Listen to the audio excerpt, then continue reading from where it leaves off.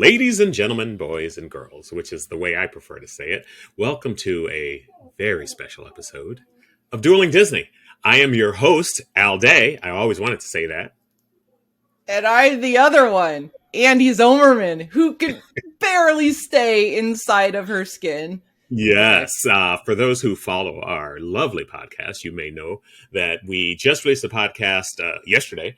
And literally, as we hit send on that, we got the news of big changes in Disney corporate. Bob Chapek done and out the door.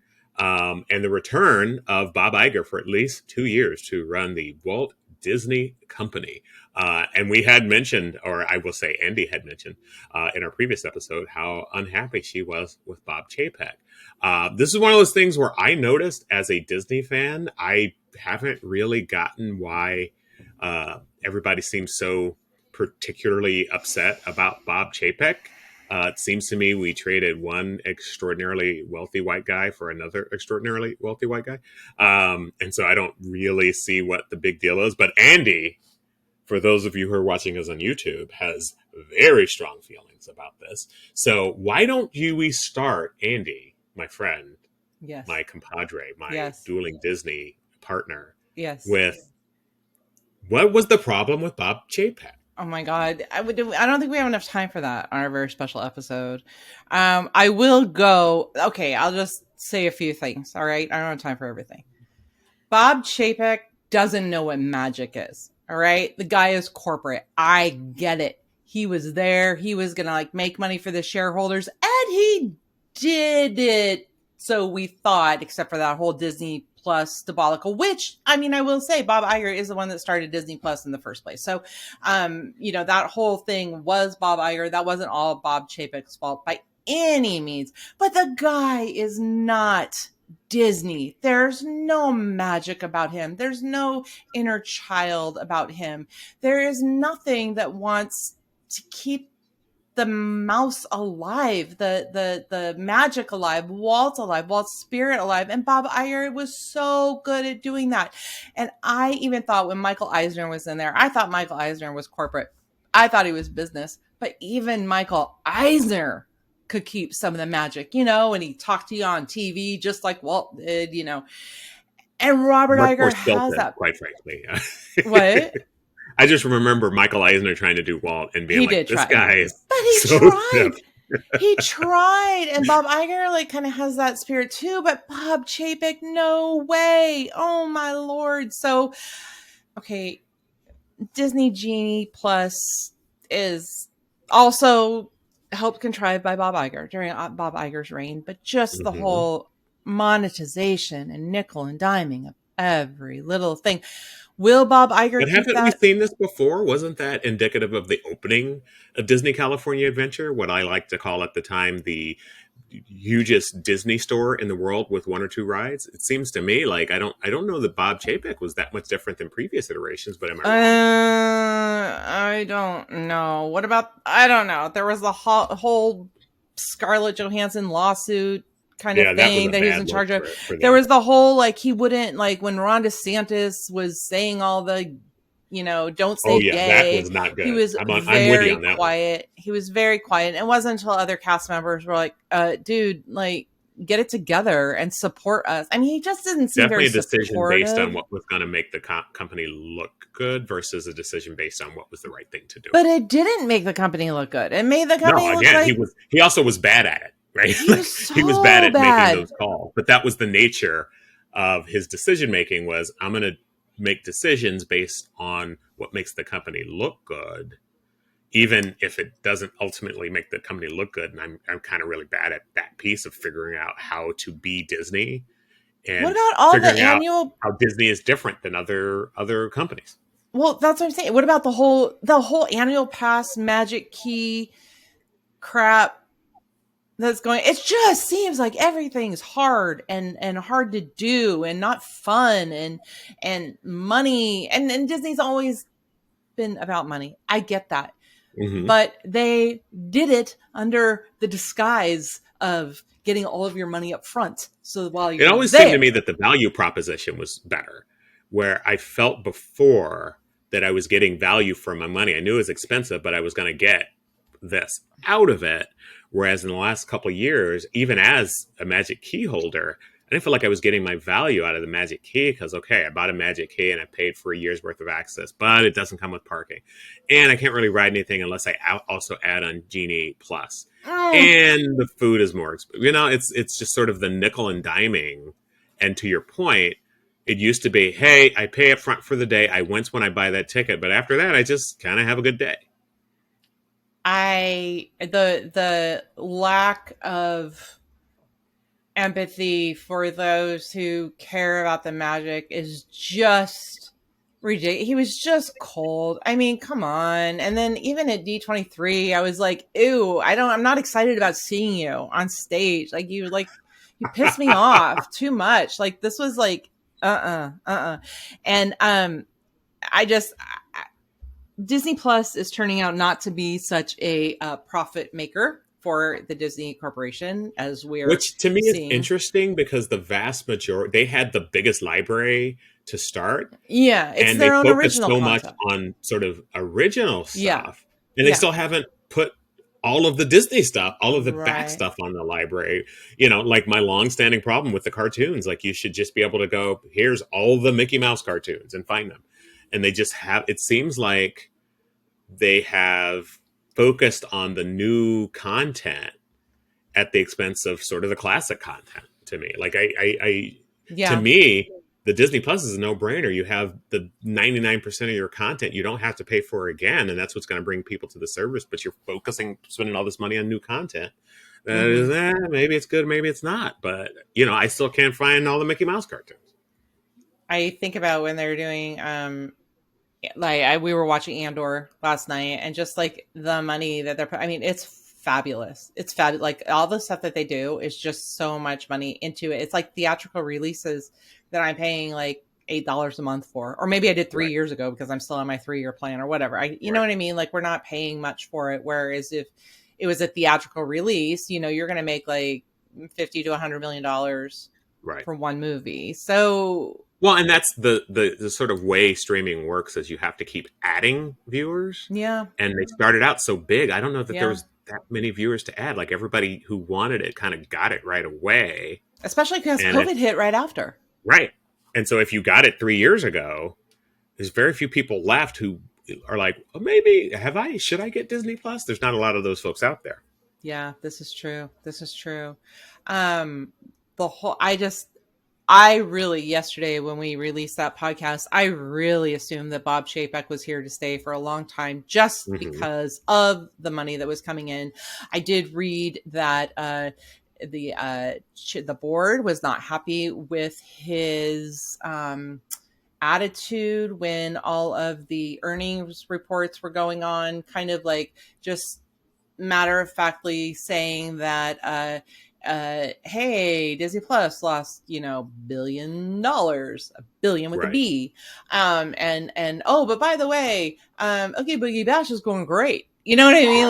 Like, and and also the piece of, and we're gonna make that money back by laying off a ton of people. And the public's not gonna, because here's the thing, and you and I have talked about this extensively, that yes, Disney is a company, it's a corporation. Any corporation in the world, their goal is to make money. I get that.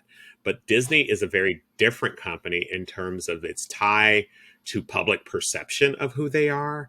Like if Warner Brothers decides that they're going to lay people off, people are like, whatever. As a matter of fact, Warner Brothers has been having problems for the last year, right? Nobody really cares other than investors. But Disney, everybody's been to Disneyland. And so with Disney says you're going to lay people off. Instantly you go, wait a minute, that really nice person who helped me when my son spilled his soda outside of Mr. Toad's Wild Ride, they're going to lay that person off? That's not funny? Right. I went the other way. I'm like, dude, like you're working these people, like they're short staffed as it is. You're going to lay more people off. Although Bob Iger started his new tenure today, laying people off. So, well, once you get that started, it's kind of hard to pull back on it. If it had gotten to the point where it had been announced by Bob Chapek, it would be a lot of work, quite honestly, for Bob Iger to pull that back instantly, right? So I also, but again, it goes back to my question, which is, I don't, you know, Bob Iger, is he that Yes. significantly different? Yeah, he You really know, is. He is so significantly different. He's amazing. I mean, come on, just the things that Disney Plus is one of his ideas anyway, and so all of the I mean, I things that love like he Disney was in Plus. charge I of, mean, and I'm sorry it's losing money, but I the mean, that might be a temporary thing. movies that have come out when he's been there, I just think he's really top notch, and I think his public persona is a nice guy. Hmm. He's Bob Chapek didn't have that public persona, did No, not. Bob Chapek's public persona was, this guy's kind of a, well, it's a family podcast, but Yeah, that was his public exactly. persona. Also, and we know this firsthand, cast members love Bob Iger. Cast members do Hmm. not love Bob Chapek. And so yesterday, as soon as it happened, we got a FaceTime call from Emma as soon as the Hmm. employees got their email. And uh, she was so excited. It's funny. I thought they were pranking us. Right. they're like, oh my God, guess what? Bob Iger's coming back. And I'm like, yeah, right. Right. Yeah. Right. Yeah. And Annika said that she got the message while on break at Magic Kingdom, and that everybody screamed at the same time. Just I so wonder what it happy. would have been like to be in one of the parks Well, and when that's that what I announcement went mean. out. Somebody said all I can think of is "Ding Dong, the Witch is Dead." I mean, that is all I think of. Or like these, I don't know, Well, munchkins but going on. here's the thing that's interesting to me. I don't know who the president and CEO is of Warner Discovery. I don't know who the president and CEO is of most of the companies that I deal with on a day to day basis. I barely know the president of my own company. I do. That's a lie. I've met him. He's a really nice guy. But you know what I mean? There is a distinction with the Walt Disney Company that we as the public feel a certain amount of ownership of this company, whether we're, and I have been a stockholder. I'm not a stockholder now. I sold it because I thought it was going to be going down, and I was right. I made some decent change on Disney stock. I wish I would have bought some a couple days ago. Yeah. When it really hit rock bottom. But what is that about for you? You are a Disney fan, as I am am. I. Mm-hmm. You probably, as we started out saying, you have a much more intense emotional feeling about this particular thing than I do. But what is it about Disney that you care who's running the show? Oh my I God, I mean, is care it who's running the because show. everybody who runs that show is naturally going to be compared with Walt himself? That's what I wonder. Yes. That's what I kind of think. Like Yes. Walt Disney, is still very present in all of our minds around what Disney does and doesn't do. Warner It's like Brothers. for the rest of 100 years, we're all going to be saying, "What would Walt do?" But go on.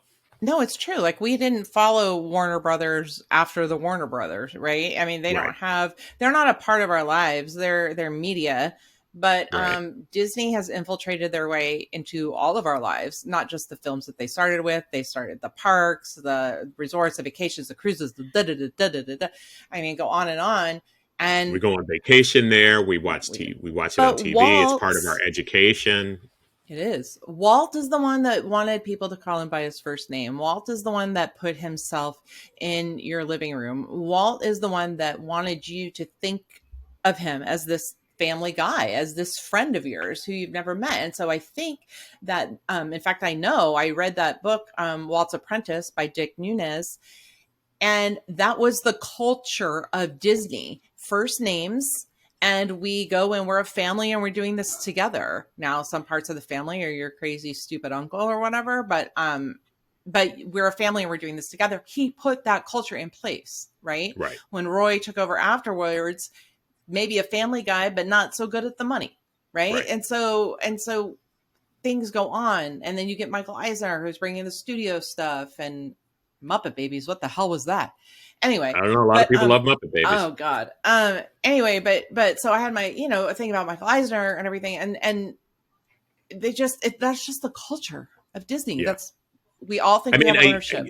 I couldn't agree with you more. I think about, like, I toured the studio and went into Walt's office, and it was a big emotional moment for me. I don't care where Sam Warner's office was. I just don't. Yeah. Johnny Paramount. I don't care. Johnny whoever Johnny Paramount. Yeah, big Paramount guy, is. Johnny Paramount. Oh my God, big guy.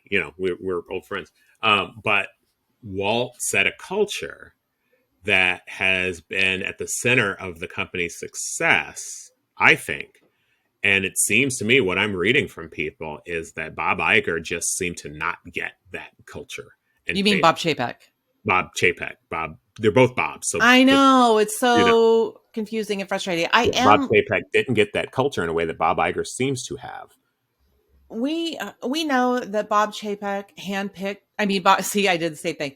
That Bob See? Iger handpicked Bob Chapek to follow him. I want to know what it was about Bob Chapek where Bob Iger was like, "Yeah, he could follow in my footsteps." It was a Well, mistake, and he admitted it was a mistake.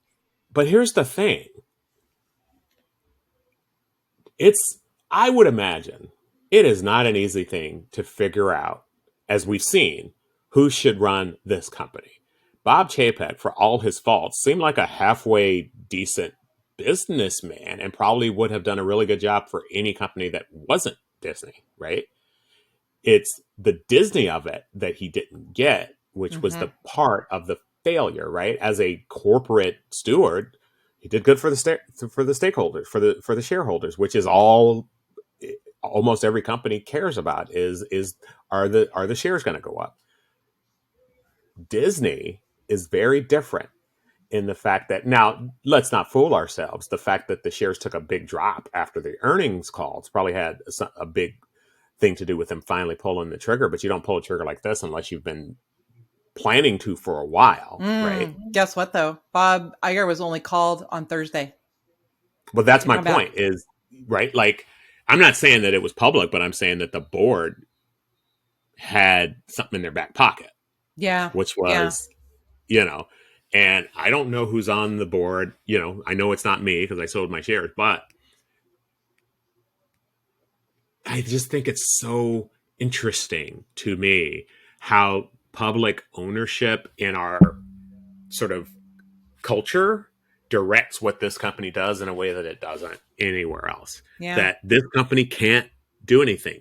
They own, quote unquote, at least for another year or two, Mickey Mouse. Mm-hmm. But if they put out a cartoon where Mickey Mouse is drinking and smoking and Mm-hmm. cussing, nobody would buy it, and we would all collectively say no, and the company would have to apologize because it's moved from a corporate asset to a cultural asset, which means we as a culture, whether that be here in the United States or just as a global culture, which is more and more these days, own these characters and own these experiences, right? And over the last couple of years, as Bob Chapek's been involved, and I feel so much of it is centered on the experience in the parks, is it's just really hit people. And for the first time in my whole life, people have started saying, you know what, I'll go to Universal instead of Disneyland, which has never happened in my 53 years. And I think that that's telling that the board may have saw, look, we can come back from a lot of things, but we can come back from the loss of that place in the culture. Mm-hmm. That if we lose our cultural relevance and the meaning that we have to people, that a trip to Disneyland has to be more than a trip to Universal. It has to have more emotion. It has to be more central to your childhood. You have to grow up and feel like your life is not complete if you didn't take a trip to Disneyland with your family. Mm-hmm. Mm-hmm. Mm-hmm. And I think that's what was being lost under Chapek, which is like it got so expensive that people were like, hey, I'm going to Universal. And honestly, my kid grew up more with Harry Potter than Mickey Mouse. So maybe, Yes. right? So Yes. maybe. And then Yep. all of a sudden, other companies started getting that cultural relevance that Disney had. And part of it is Disney's acquired a lot of companies over the last couple of years. And so they've sort of not really focused that much on Mickey Mouse cartoons and on Disney feature films, because you've got Disney feature films, you've got Pixar feature films. Now you've got all the 20th Century Fox library, you've got Marvel, you've got Star Wars, and all of those things are cool, but those aren't at the core Disney. We talk about it a lot of times, like there's Disney and then there's extended Disney. Mm-hmm. And how long has it been since and the things for me that are Disney are the parks and are the Mickey and gang animated shorts and the classic feature films, right? And I just feel like they haven't focused on that for so long that they're seeding the ground culturally.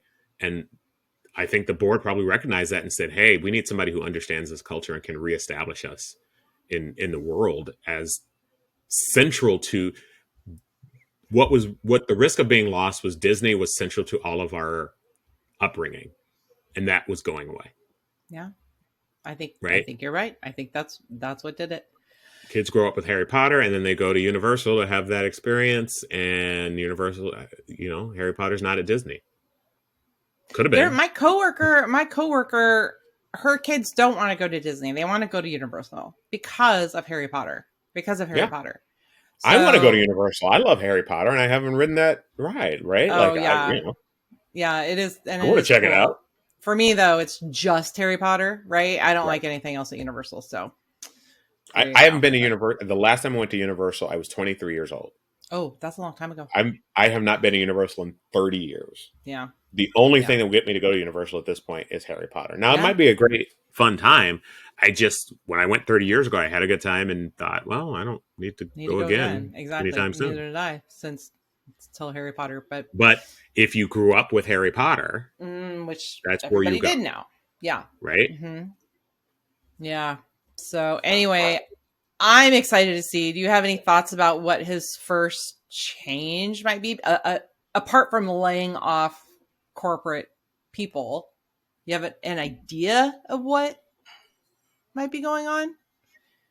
What do you think he'll My do? Here's It's got to be shoring up that culture. It's got to be reestablishing How? trust. I think you got to reestablish trust with the cast members throughout the organization. Things like the Scarlett Johansson thing should not have happened. You've got to prioritize the folks who are putting money in your pocket. I think you've got to address people's dissatisfaction with the nickel and diming at the parks. So I think, quite honestly, the basic Genie Plus, making that free. You could keep the paid lightning lanes and stuff like that, but to have to pay for a service that used to be free, like, yes, we've improved how you get fast passes, and now we call them lightning lane, but you're going to cost you $20 a person, right? You're not gaining anything except nickel and diming stuff, and then you just make it free for everybody, and that helps you to navigate and negotiate the park. My I brother don't and his like family. What's I that? was I was gonna say my brother and his family are at Disneyland right now. And yesterday they were at California Adventure and they waited 2.5 hours for cars. And I said, why didn't you just like buy the lightning lane? Because it was Right. $25 a A person. person. A If you got a hundred family dollars of to ride four, cars isn't that's that an great. extra $100 to ride I, cars for 2 minutes and 38 I seconds. love cars. I think it's great. It That's is great. not worth a It's not hundred $100 great. dollars. I also don't think it's worth 2.5 hours in line. But if Right. you're gonna do it, you're gonna do it. Whatever. Well, and here's the thing that people have been saying that Disney basically said is we no longer are interested in middle class or poor people, because you can only really have a great experience if you got the cha-ching to spend, and that's a And people perfect are doing example. it.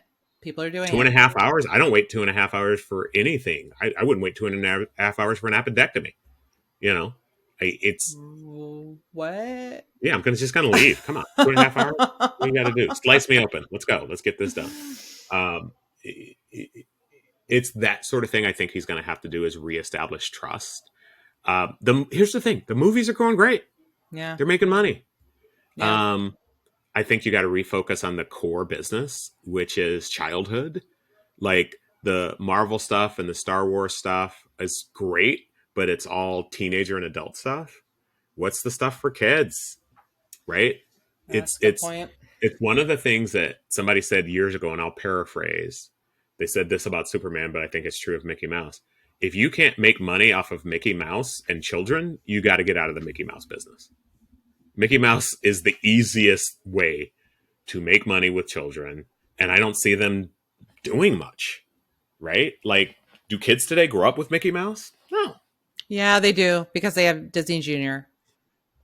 It's just different than how we grew up with it. It's different I how mean, we I grew up guess with it, but they know him from Disney Junior. They know him from Playhouse right, but Disney. is it central, right? It's one No. of the things I watch on TV, right? When Yeah, I that's was a true. kid, there was Mickey Mouse, and there was everybody else. And I was more of a Looney Tunes kid than anything else. But the thing was, Mickey was special. I could watch Looney Tunes Hmm. any Saturday or Sunday, but Mickey Yeah. only Sunday night if it happened to be a Mickey night. It's only when they had the specials on, right? Um, I think you got to reconnect with the people. I think you got to show in some fashion that you understand how difficult it is for families to afford a trip and to make sure that every family has access to a good time and not just the families with a ton of money. I think that was maybe Bob Chapek's biggest sin, was preying on families, because yeah, there's the families who $100 is no big deal, but that's not most families. There's also the families who could never afford a trip to Disneyland in the first place. Right. But I would say there's a chunk of families who are like scrimping and saving to afford a trip to Disneyland, Disney World, California Adventure, any of the parks. And then they get there because they've just barely been able to get the tickets and the hotel and the transportation. And they get there and they're only able to ride 3 rides because they can't afford another $100 off the bat It's to so ride horrible. cars. It's so horrible. Right. It's so Or they spend horrible. 2.5 hours in line, and there's no magic in spending 2.5 hours in line. You talk about the magic. What magic is there? Right. I waited in line for Rise of the Resistance for an hour, and I barely could stand it last time I was there. You know, and before, when there was the fast pass, you still had to wait in some lines, but at least you could say, okay, 1 or 2 or 3 things we're gonna be able to ride today. The most important stuff we're gonna be able to ride today. It's not gonna cost me an additional amount of money once I get into the park, right? Am I gonna be able to get to Disneyland and ride every single thing I want forever? No. But with the fast pass system, you were like, okay, kids, what do we have to ride? We got to ride Space Mountain, and we got to ride Pirates. We're going to go and get a fast pass for Space Mountain, and we're going to wait in line for Pirates. And we know that we're going to get those 2 rides in today. Now, Hmm. unless you pay,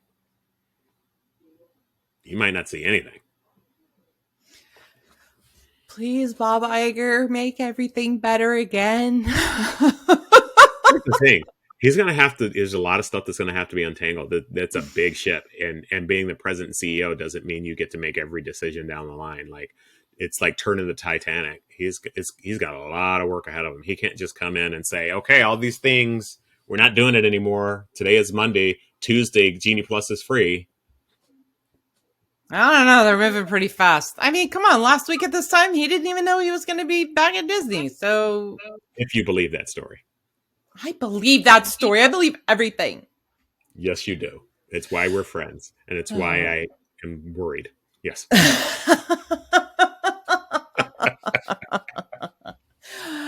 All right. Well, have we ironed it out? I'm kind of curious to hear what our dueling Disney duelists Well, and have I'm to say very, about I'm all this. very proud that our dueling Disney duelists, our triple Ds, Yeah. we're like, I got to hear what Andee and Al say. We need an emergency podcast. Well, I came into work this morning like it was Christmas morning. I was like, "Oh my gosh, hello everyone!" They're like, and that is not me ever. So they're like, okay, psycho woman." But then there are the people. If you know, you know. If you know, you know. And if you're listening to this podcast, you probably know. Oh, I would imagine so. Yeah, so there you go. Okay, duelists, get back on and share what you know when you know it. I know that so many of you have already said some of your thoughts, which are great. We want to know more.